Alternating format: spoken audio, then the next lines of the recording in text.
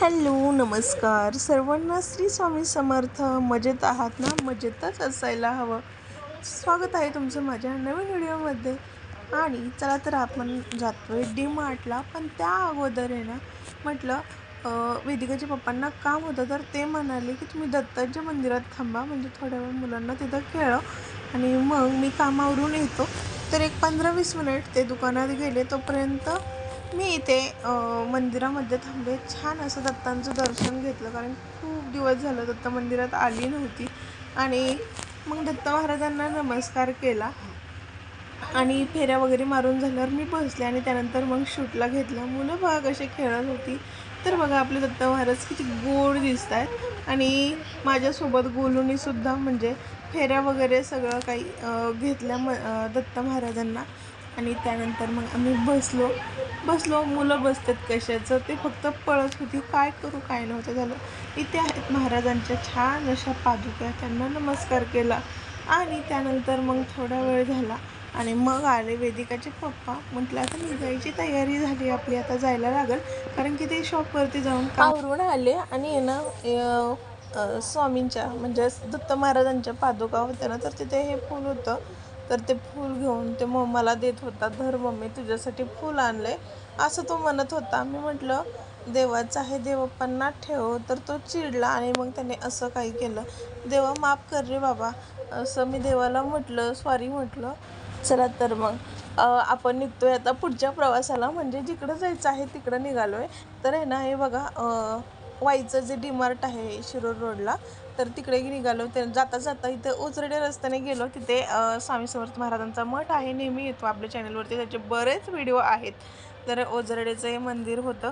मग आम्ही तिथे नमस्कार केला. चलताच म्हणावं लागेल, कारण की गाडी थांबून असं केलं नाही, चालू गाडीतच थोडंसं एक व्हिडिओ घेतला. आणि त्यानंतर पुढे आलो. इथे नर्सरी होती वाटते मला बहुतेक.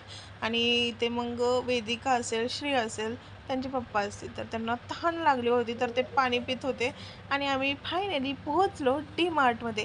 तर आहे ना सातारच्या डी मार्टपेक्षा इथला जो परिसर आहे एकदम खूप मोठा आहे. म्हणजे पार्किंग एरिया जो म्हणतो ना, एकदम भव्य दिव्य, म्हणजे एकदम मोठा असं आहे. आणि डी मार्टसुद्धा मोठं आहे. तर आहे ना आत गेलो. फक्त घ्यायचे होते प्लॅस्टिकचे डबे 5 किलोचे. तर आम्ही इतकं काय घेतलं काय सांगू तुम्हाला. ज्या नको त्या गोष्टी घेतल्या, म्हणजे ज्याचा विचार केला नव्हता. कल्पनेपलीकडचे घ्यायचे होते मला, अगरबत्तीचे पॅकेट किंवा सोनपापडी हे ते असं घ्यायचं होतं.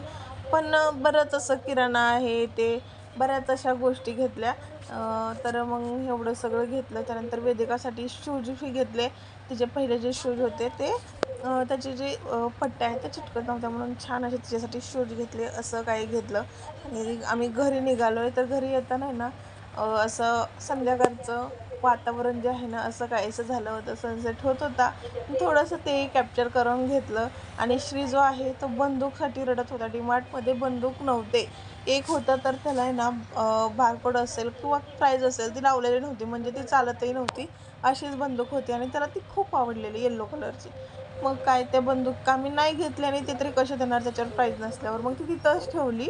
भुईजमध्ये आलो, तिथं बघितली, तिथं बंदूक होत्या पण त्या चालत नव्हत्या. बोलले आम्ही दिवाळीतच माल आणतो. पाचवडमध्ये 2 ठिकाणी फिरलो, तिथेही तसंच.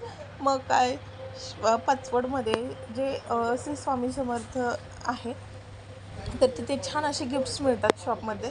तर मग तिथून छान अशी गोलूदादाने बंदूक घेतली आणि ती त्याला आवडलीसुद्धा. आणि त्यानंतर मग आम्ही घरी आलो. संध्याकाळी जेवणात बनवला वरण भात. आणि दुसऱ्या दिवशी दुपारच्या वेळी काय झालं माहिती आहे का, मला स्वयंपाक बनवता खूप जास्त उशीर झाला. मग म्हटलं भावाला छान अशी तू भेळ कर, व्हिडिओ कर. तर त्याला सांगितलं नाही. आणि व्हिडिओ करताना त्याने बघितलं, जे डोकं खाली घातलं ते वरच करेना. आता मामाचं कौतुक करू हे लेकरं आहेत ना, भेळ खात होते. अरे मामा तू खूप छान भेळ बनवतोस. हा पण तसंच म्हणत होता, खूप छान भेळ बनवतो. मामाला व्हिडिओमध्ये यायचंच नव्हतं. मीही खाते भेळ, धरा तुम्हीही खा, असं मी म्हणणार नाही, कारण की म्हटलं तरी पण तुम्ही खाणार नाही ना ह्याच्यासाठी. तर आहे ना बघा मस्त आम्ही भेळ एन्जॉय केली. आणि तो आता तयारीत आहे उद्याच्या गावाला जायला तयारीत. आता उद्या सकाळी त्याला जायचं चिपळूण बीड अशी बस सातारा स्टँडमधून लागते. तो जाणार आहे उद्या सकाळी. आणि त्याचीच तयारी आता बोलला, कपडे वगैरे भरून ठेवतो. या सगळ्या गोष्टी त्यांनी केल्या. आणि मग तो निघाला. जाताना सगळ्यांना बाय बाय केलं आणि म्हटलं व्हिडिओ काढू नकोस दिदे. हॅपी जर्नी भावा. 2-3 दिवसाचे व्हिडिओ एकत्र केले. बाय.